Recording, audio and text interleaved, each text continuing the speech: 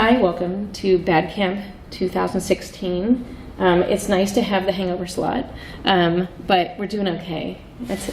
We don't have one on Sunday. But anyway, this session is I'm a Scrumberjack and I'm okay. And it's all about prioritizing your Scrum product backlog for Drupal. And as I said, that this is my New Orleans deck because my Bad Camp deck got a little messy. All right, so about this session, we are going to have a lot of information. It is going to be fast. Slides will be shared and it is recorded, so hang on for the ride. First of all, who are you? Are you a developer? Yeah, okay. Project manager? Okay. Product manager? Okay. Executive? How about, do we do them all? I think everybody does them all. Okay, so we didn't have folks raise their hand. What kind of role do you play? Testing. Testing and QA. And Greg, you're a consultant, so he has to kind of play all roles at like a real high level because clients need his help. What size of work do you have? Is it a small brochure site? Who does small sites? Not very many. How about medium sites? Got a few here. Some integrations, yeah. How about large enterprise, crazy Uber sites, yeah. And like huge enterprise? Okay, we have UC Davis here, and I just say yes, because you have a very complex environment. And if you haven't done it from 4 Kitchens yet, you're going to do it soon. Oh no, you're saying yes. Okay. Yeah, UC Davis site for us. Okay, like you guys are good about it. I was another large enterprise right now. See, exactly. Okay, good. My name is Amy Dugnan. I'm CEO of Hook 42. The best kind of title is like a managing architect. I have, what's more years now, it's about 19, 20 years in large-scale enterprise technology. And half of that time I've been working in the business arts. So helping technology be improved with good planning and kind of clear requirements. So I have my PMP, my Scrum certifications, and I'm also the Stanford Advanced Project Management certification. So I've taken a lot of tests that should prove somewhere that I actually know how to do something, but that doesn't always mean everything. So we're going to walk through some practical things today together. So let's move on. This session is, if you're a developer, it's how to get the business to agree to update core. Because sometimes that's really hard to do. If you're a product owner, it's how to align the development and the business needs. And if you're a stakeholder, it's how do you request value-focused features from your development team. We're going to go over 4 major topics, and due to time, I want you guys to say, okay, hurry up, but I'm going to go pretty fast. So first of all, it's a really like Agile and Scrum 101. It's like a 30-second overview, but in like 5 minutes. Also, we're going to talk about understanding what business value is and how to communicate that. We're going to talk a little bit about definition and prioritization of work. And then also the application in real life. So we're going to apply it to a real request you'd see from your team. And why a Scrumberjack? This was the really cute, timely cartoon that came out right before DrupalCon New Orleans. And you can see in 1996, a lumberjack absolutely looked like a lumberjack, and a web developer had a colored shirt on. But now it's kind of switched, and the lumberjack has really got the colored shirt on, and the web developer looks like a lumberjack. But let's talk about what a lumberjack is. I don't know. Tell me some words about lumberjacks. What do you think when you think lumberjacks? Outdoorsy. Outdoorsy, like maybe forest or trees, logs. How about cutting wood, right? Making lumber, right? They work hard and it never ends. It's ongoing, right? And so I was sassy when I said Scrumberjack. I just made it up randomly, and because it was funny sounding, because I do that. But really, when you think about it, yeah, Scrumberjack is punny. Scrum has backlogs Lumberjacks work with logs, and it's Monty Python, and Drupal is created really by a whole bunch of really goofy, smart Scrumberjacks. And we're going to go into what that is. So first of all, Agile versus Scrum. And Agile is, those two terms are intertwined by a lot of people, but they're absolutely different. Agile is a philosophy of building software through iterative development, so you believe in an agile process. Scrum is a framework in which to manage and execute that iterative high-value solution to complex problems. So Scrum is the practical application of your agile philosophy. Let's demystify that. So both terms are really hip to say. And if you're in an interview, they'll be like, oh, do you do agile? Well, and then you can say, well, I do Scrum. And they'll be like, well, that's not agile or something. So anyway, a lot of people interchange them. Some people don't understand what they're asking when they do ask what they are. So, and just Scrum 101, and why does it exist? It exists to deal with unhappy clients and unhappy owners and unhappy lots of people. And it's like classically waterfall project management was really hard for software development projects because it's like, will this product ever ship? Because sometimes things are really complex and it's like, wow, this is taking forever. And then the developers are like, oh my gosh, will this project ever end? And then like, everybody starts asking halfway through it, are we building the right thing? Like business is changing a bit, like the requirements aren't the same. And then the like executives might be like, what is the dev team doing anyway? Are they just like not doing their work because we're not seeing anything? And then like the developers are like, how do I estimate something and tell you how long it should take if I don't even know what you're asking, right? Like how do I estimate this if I don't have a clear requirement? So it's a big challenge. And so they would just have big chunks of design and implementation and then verification. And that just took a long time for big projects, and the people in here are doing big projects. Even in medium projects, it feels like it takes too long. And so in Scrum, why? In 30 seconds. It works because it limits work delivery in a short, finite period of time, and we all, as much as we don't want to admit it, have a very short attention span. It uses a well-defined work management structure. It has a work meeting structure, so you don't even have to think, oh, how many meetings should I have? You just have these types of meetings. And value is easily tied to delivery, and developers get it. And that's actually really resonates. Developers understand it.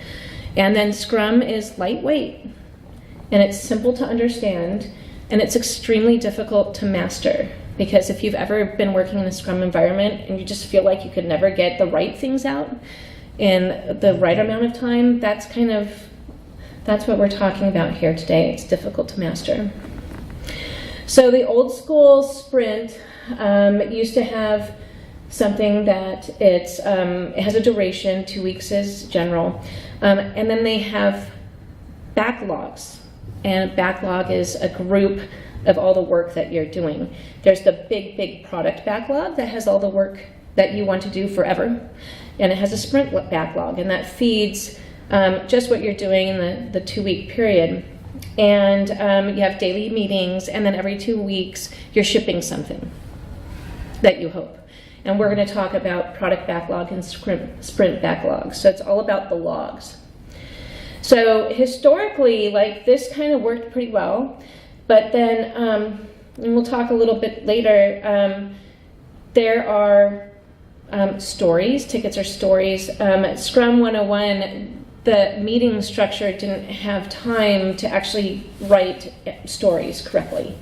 Like, it didn't take into account, let's do a focused effort to write stories correctly. It just happened kind of in this unknown time. So Scrum 101 now with story time is saying in the official meeting structures, put a time to write your tickets correctly, write your requirements.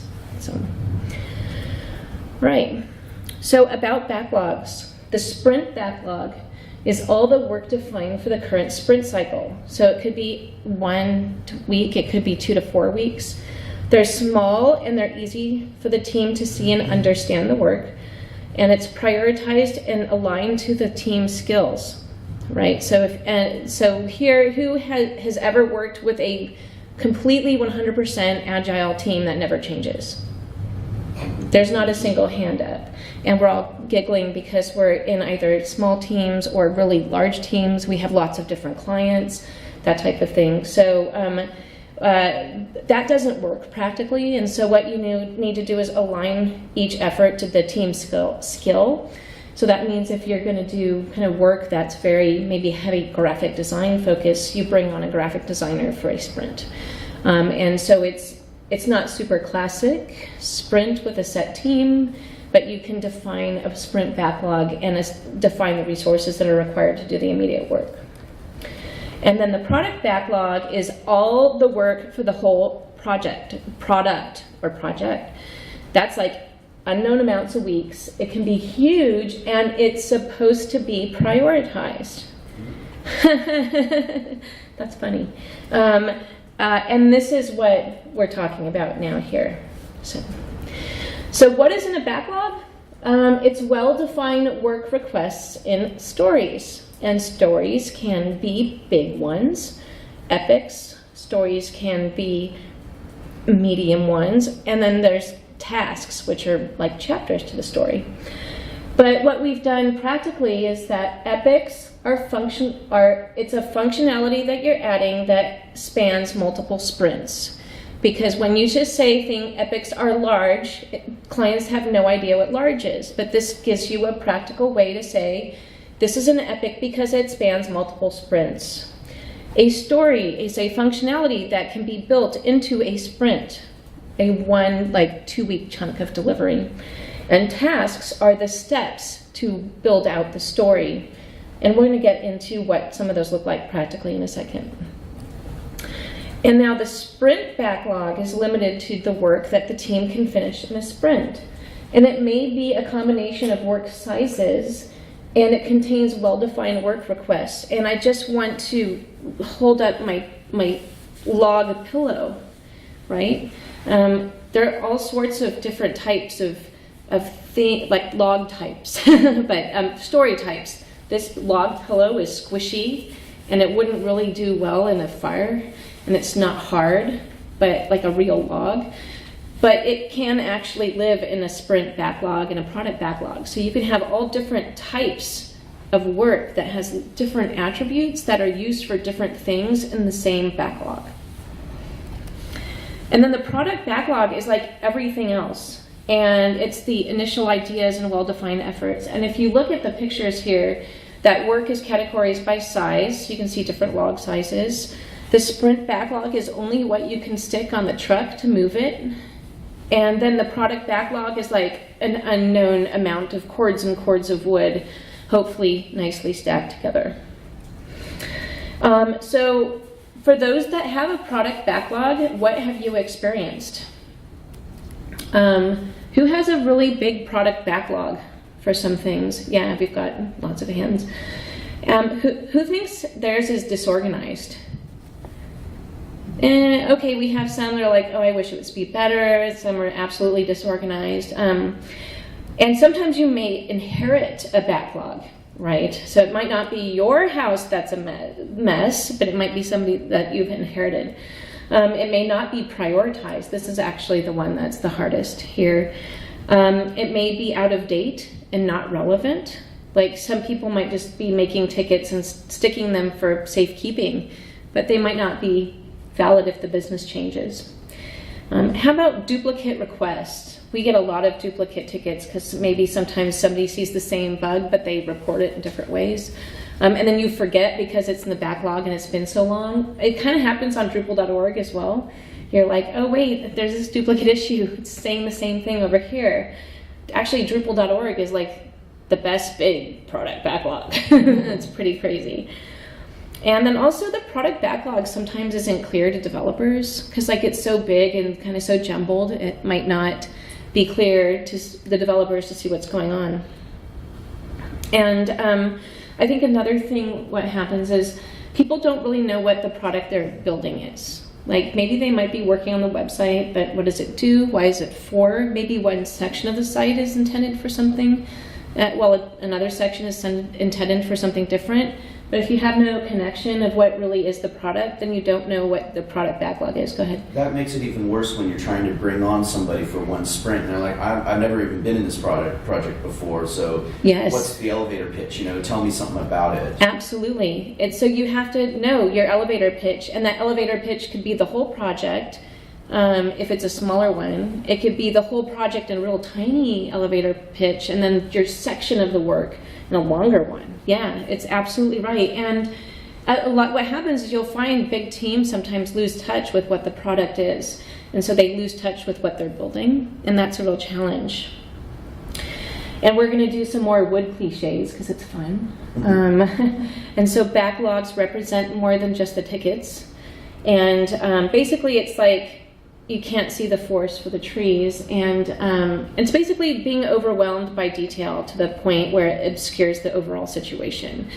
So this is absolutely having a bunch of tiny little feature requests and bugs and everything be so muddled and so take up so much of your attention that you don't remember what the product was or what you're doing to get there. So, okay, let's just start from scratch. Just get rid of it. Oh, it's so messy. We don't need any of that. And is that a good idea?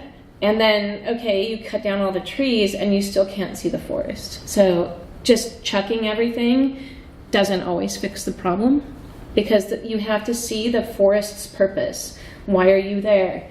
And you have to describe each tree's contribution to why the forest is there.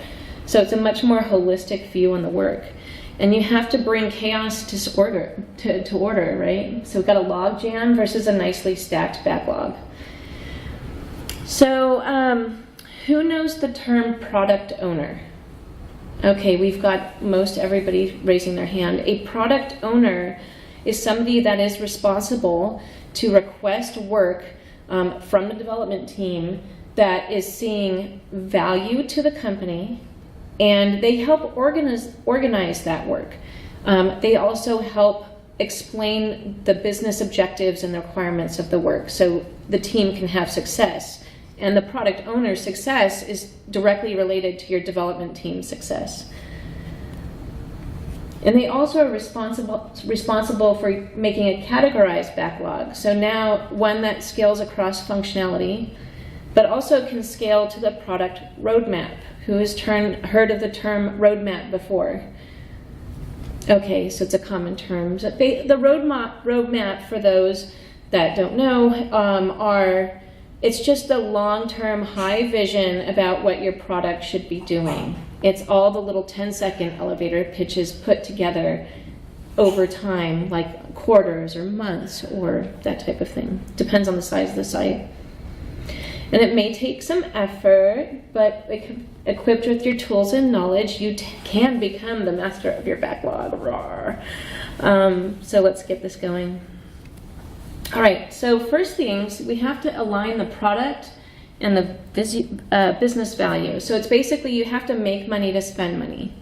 And that's kind of another cliche, but it's true, right? You have to make money to fund the work that you're going to do. And the way you make money is lots of different ways based on your business.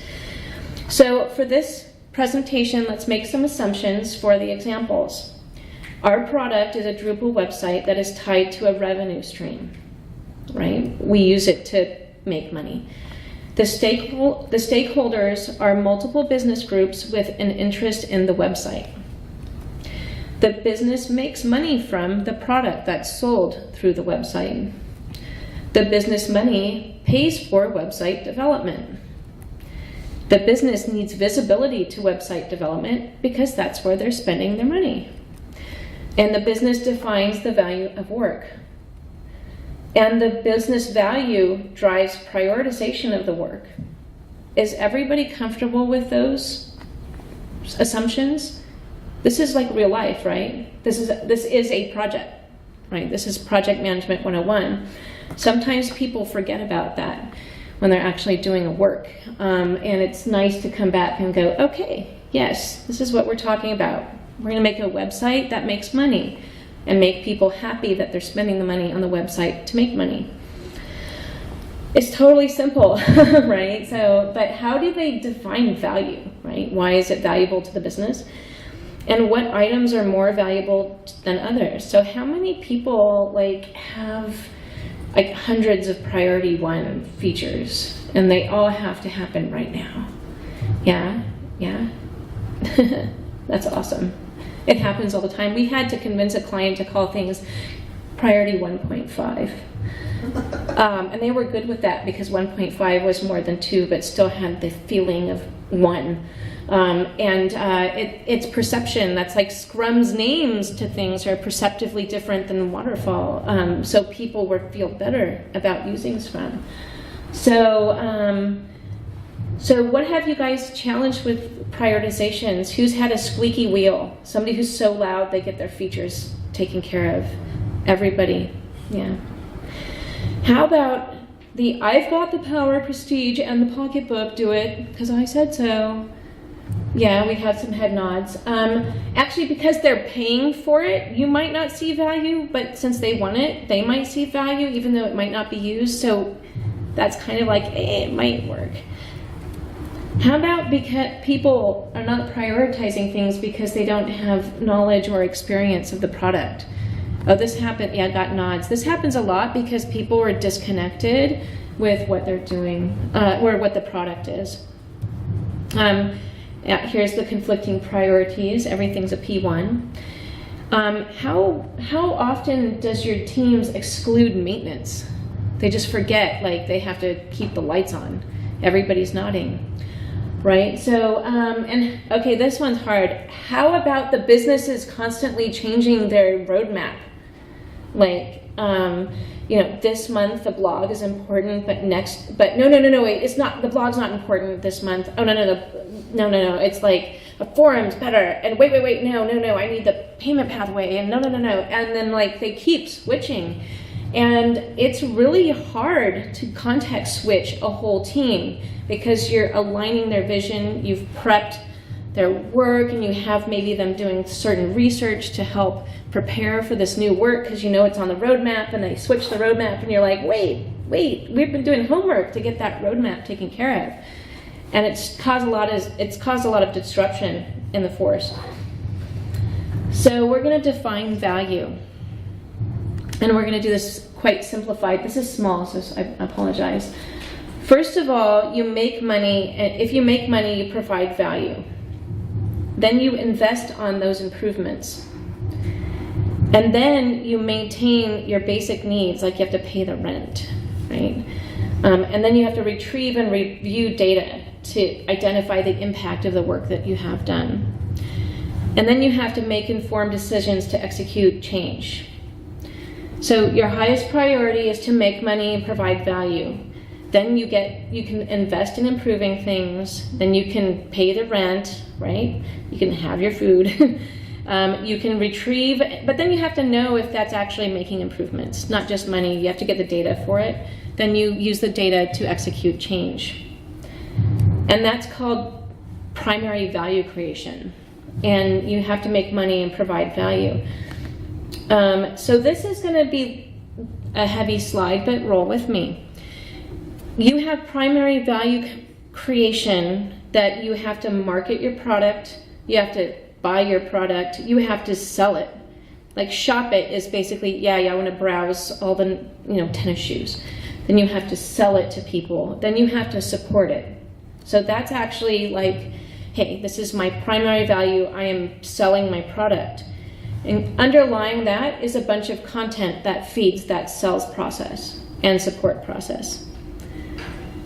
So for example, you can have a blog that markets your product, you have product pages that tell you what the product is, you have your shopping cart, and then you have your contact form for support, and underlying that is all the content that feeds that. Does that sound like a Drupal site?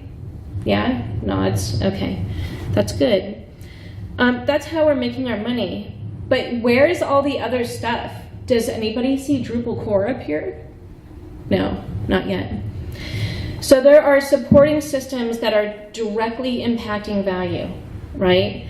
And And if we go back here, there's a lot of stakeholders, right, that own all of those types of work that you're doing. But then what about all the people, like where's the SEO stuff? You know, where's the other marketing things? So let's go back into the supporting systems that are direct impact to value. And so they improve your primary value. So we start here with what we just talked about, and there's these supporting systems. SEO, targeting, security, and search. Those are examples of things that you can live without them, but they improve your, Not for long. Not for long. Yeah, actually, that's true. You can live with them, but you can't be competitive without them. And so they are arguably less important than actually selling the product, but they are absolutely important to success.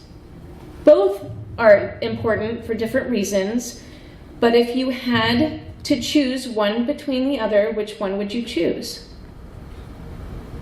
Money, right? Yeah, you have to make money, right? So in the end, their primary value is probably having more priority than your supporting systems. And also performance is here. So if you swap that out with a real environment, that's like keyword enhanced URL patterns for Path Auto. It's optimizely A/B testing for marketing. It's single sign-on implementation projects. And it's self-service supporting docs. And then performance is like, yes, of course, reduce your page load times and deal with white screens of death. I don't see those as much anymore, like white screens of death. Anyway. All right, but it's not done yet, because where's core, right? Where's my updates and my contrib modules? And so that's like keeping the lights on or paying your rent. And when you use terms like that with the business, it really resonates, because they have to keep their own lights on, they have to pay their rent, and they have to feed themselves. And so you have to equate the importance of this next work with those words, because then they will viscerally understand it. So it's like Maslow's hierarchy of needs we're talking about here. All right, so there's the supporting systems that are indirect impact to primary value. Software updates and infrastructure. I'm just going to bucket all those things together. Arguably, there are more than that, but this is where we're at. So just for a big example, that's Drupal. And then the heartbeat patch and logjam. Ooh, I got to do a logjam for OpenSSL. So when you are sitting in your daily Scrum meeting and you have the business people on the phone going, where is my product? Why can't I get my, why can't I sell it? But you say, no, actually, we have Drupal and we must patch you right now. Sometimes the supporting systems need to win in priority because they're so impactful to making money. So, but most often they just need to exist. You need to keep your lights on. It's like basically if your water heater breaks in your house, you have to fix it right now.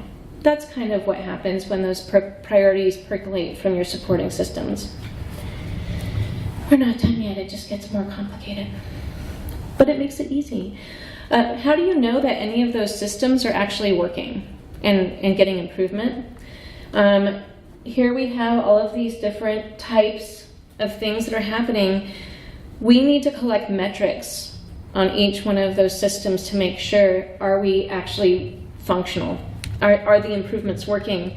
So like perhaps number of visits to the website and dollars in sales as your primary value stream. Your metrics for the supporting systems are like page rank, site speed, right? These are very tangible things you can measure to see if you're improving or not. And then like metrics here is like what version are you on? What's your uptime? Are you like 5 nines here? And all of these things go into a reporting and feedback loop to the people who make money, or to people who spend the money. So this is your executive reports, your dashboards, that type of thing. That's important because people need to understand that their requests are making improvements on the business. And those are translated to sales reports, Google Analytics, version updates, and you can say, oh, we're just most current with the most recent versions. and that's a good thing. Now what happens, all of that stuff feeds into new work requests, and that makes the product roadmap and the backlog. And so you can make informed decisions and invest in change. And so that all of that feeds into each one of these value streams. And now you can see I've done lines here that goes through each one of those value streams. So you can say, oh, my product backlog has to understand not only is this a primary value, but it's kind of like a subset of it. I am marketing in my primary value stream, or I'm in the shopping cart. It's all about how you describe the website functionality, and everything that supports it. And yeah, so also though, what is the correct priority and what wins? Because I tell you, there's going to be a VP that's the VP of marketing, and then you have the VP of product, and then you have the VP of support, and then you have the VP of IT, and then you have the VP of security and that type of thing. All of those people are going to be saying, I'm a VP, you have to do mine first. Have we all experienced that? Yeah, okay. So you have to give a little here, and we'll tell you how you can do that. Because all work types are necessary, some efforts take priority over others, arguably, but also the business priority changes over time and based on context of the world. And Scrumberjacks, like yourself, help navigate these changes to make informed recommendations, right? So you can help them help themselves. And here's another Scrumberjack from the community. This is John Peck and his daughter Genevieve. You can balance work. You can basically Scrum and administrative overhead can average anywhere from 15 to 20% of total work hours of your team. And it depends on how well your team is structured and how good your requirements come from your product owner. The reporting and feedback loop, yeah, why don't we just say, yeah, give 15% of our work time is going to be improving data and reports, right? We're going to work on dashboards. But the primary value creation, let's spend 30% of our time actually doing those. And then the supporting direct system, SEO or whatever, 25%. And hey, well, let's give 10% of time to just keeping the lights on, always. And you know what? 10% is not that bad. You can apply a Drupal core patch in 10%, even on some complex sites, because if you actually look at what the core patch does, you'll be like, oh yeah, that's not going to impact us really. It's like a text change in a help file. Cool, let's roll it, right? So it's analyzing what you can do within your ecosystem.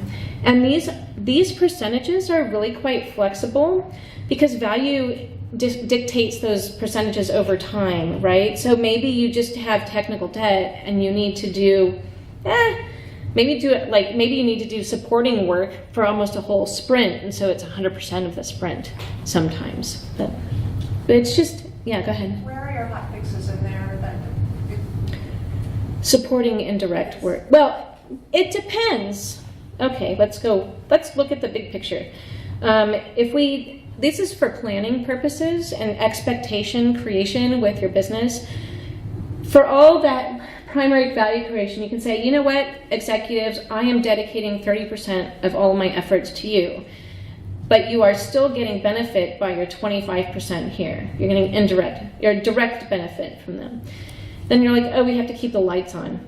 So if you have, and then here's your reports and then planning. So if we were going to take a look at that, like if we had a hot fix for the blog, then maybe that's just in the 30% time, right? Because that's supporting a feature that's in that primary value stream. And it's more important than doing a hot fix for perhaps a module that's that's an admin module that we don't even need to, right? So in this model, we don't have a separate bucket for emergency fixes. Right, actually, let me clarify that. In this model, bug fixes and hot fixes are never tracked separately. Because how many people have a bug team?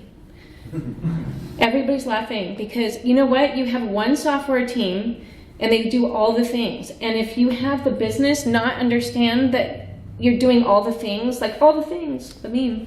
If you don't understand that, then they'll be like, oh no, there's this ephemeral hot fix, like, unlimited amount of hours spent. And the answer is no, that's not true. And it's costly.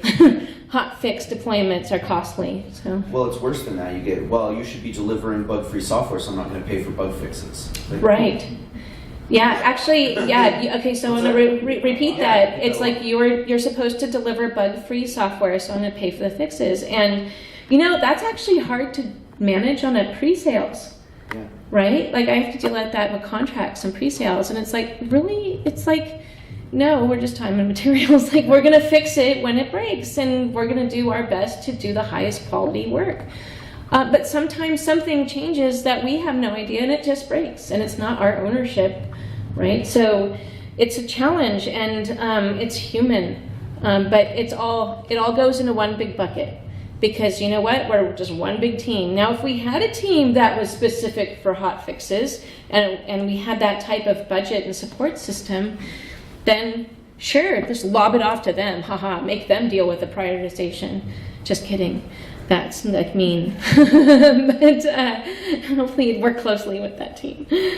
But anyway, it goes, if we balance that work, let's apply it to a sprint, right? So the overhead is like the standard meeting schedules. If you have longer meetings, it's more. If you have someone that's like disruptive to the team and makes longer meetings happen, it's more. Reporting and feedback. So this is an example, is you can create page speed reports per page type, right? That's a very valid type of work that's been requested by Roger Reporter. or Roger Reporter is on their team. For the primary value creation, you have 3 activities. One is creating a blog content type, like the form. Then you're also working on the display side of that, the theming layer, or maybe just the design yet. And then the shopping cart, we have to update the checkout messaging because the law said we have to say something in a specific way. So here you have Berry Builder and Cameron Commerce plus Debbie Belliver working on your team to do those features. And then so your other tickets in your queue could very easily say add rich snippets to product pages and implement custom analytics.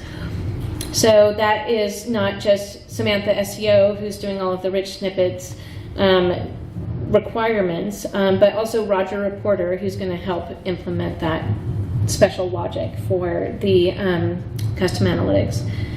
And then at the end, you can also make sure, hey, there's a security release for Drupal core, let's get that in.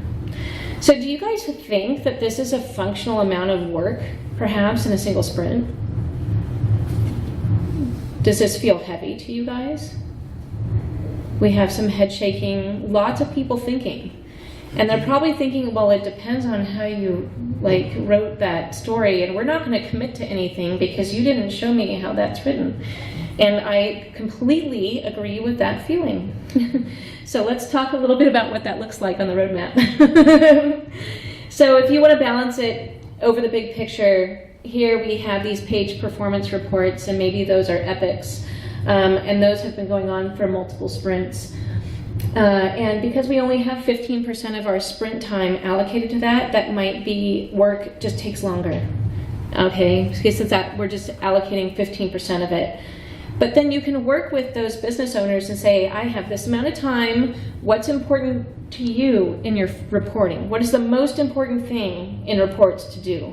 And then they can work on a much smaller priority chunk because they don't have to then decide those reports are better than the blog, because then both will have good reasons why they should exist. And then nobody's going to win. Or they all win. I don't know. This is the one that they all win.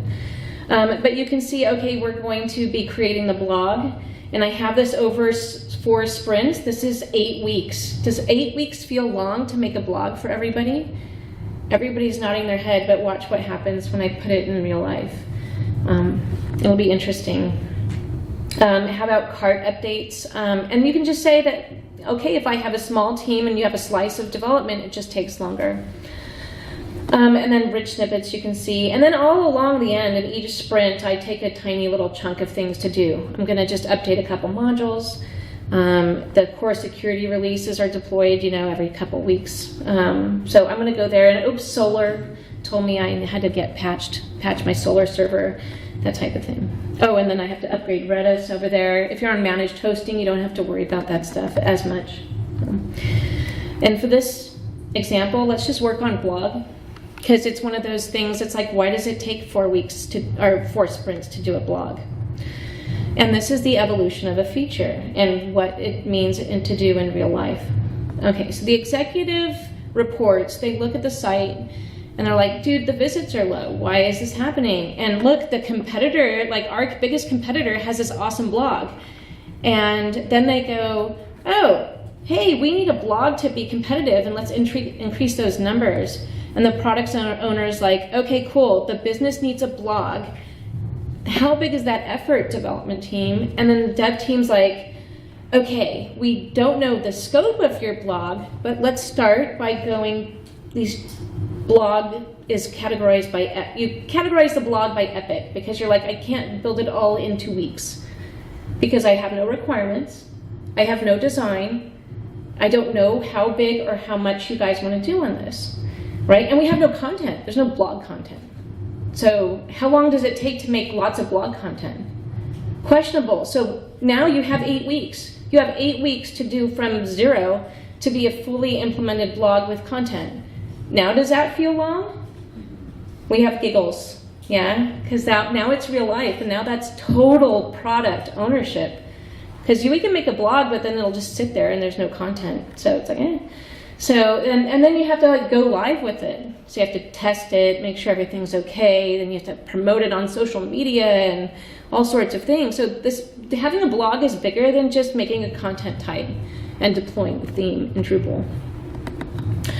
So from start to finish, sprint 1, you define the requirements. We make requirement tickets, because the team also thinks that your bucket of making requirements for your team is just like hot fixes.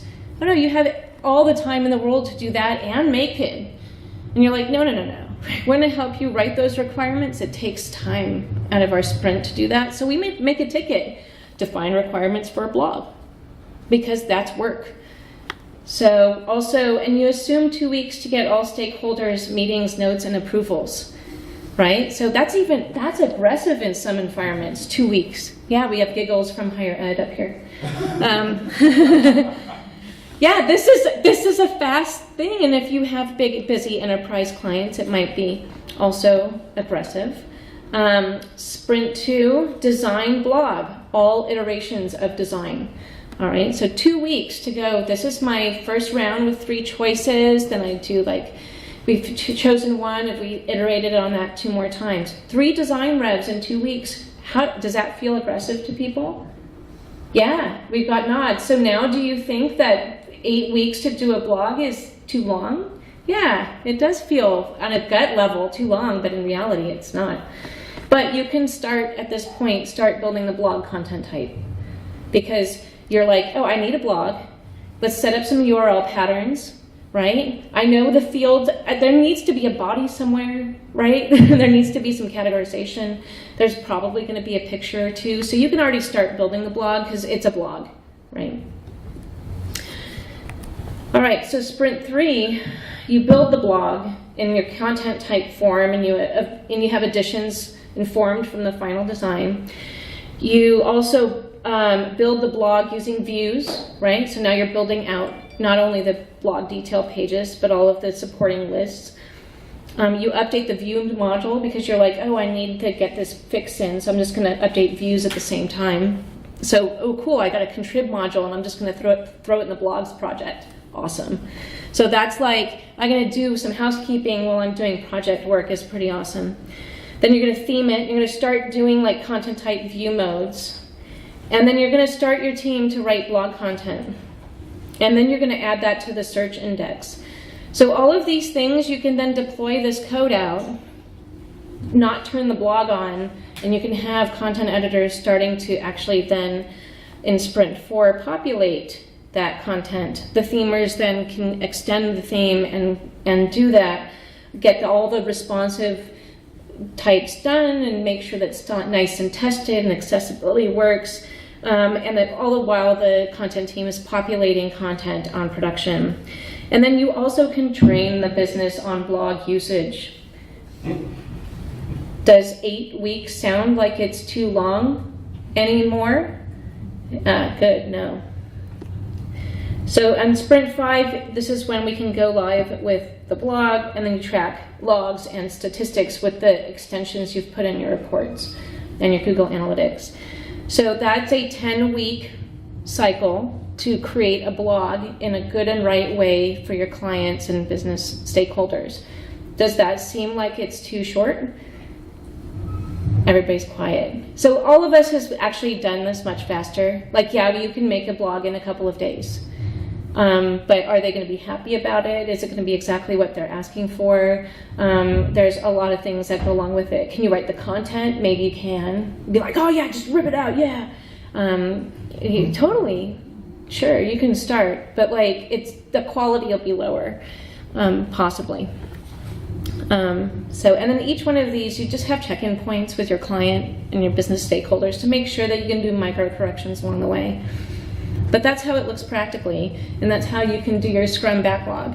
This is how you prioritize within just the blog activity, what tasks are you doing, right?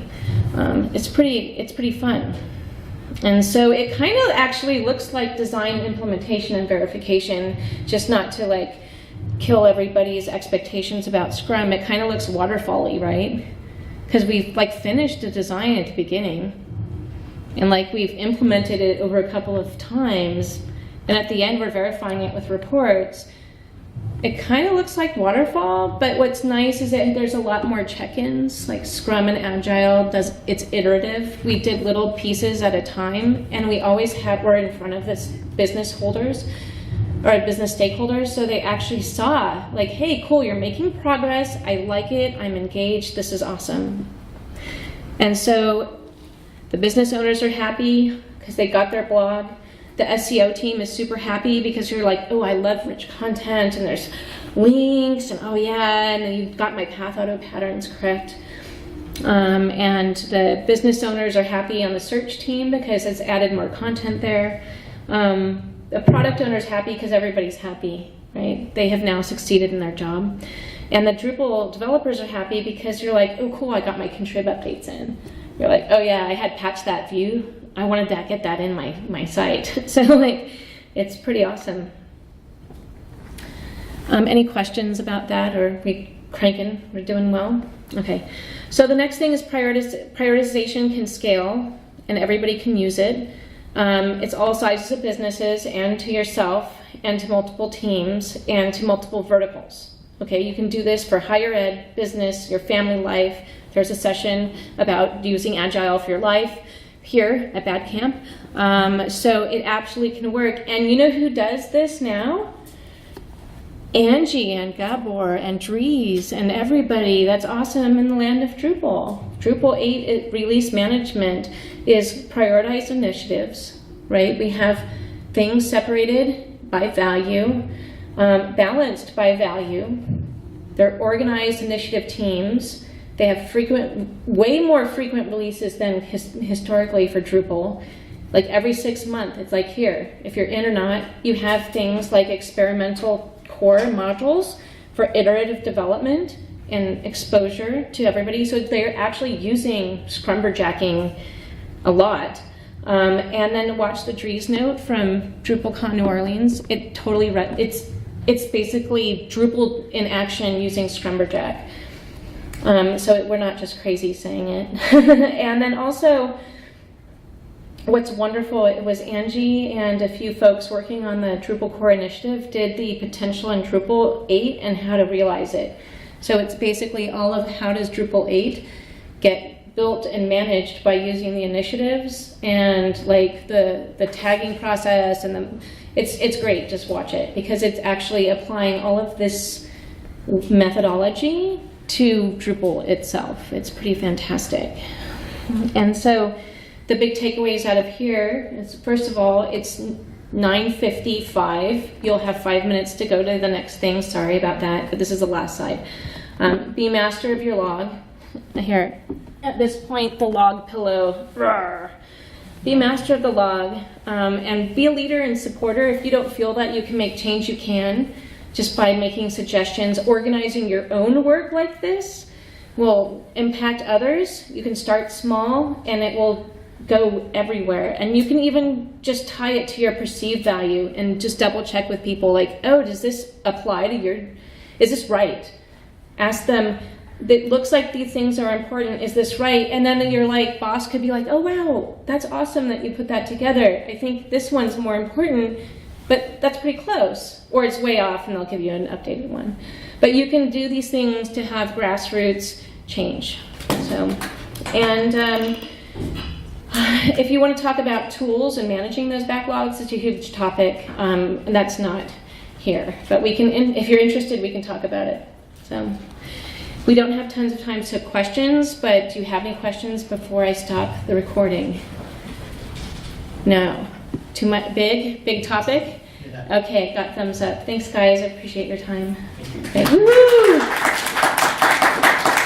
And just let us know. I'll put the slides up, and then there's a bunch of terms and organizations to look like. So, all right, thanks, everybody.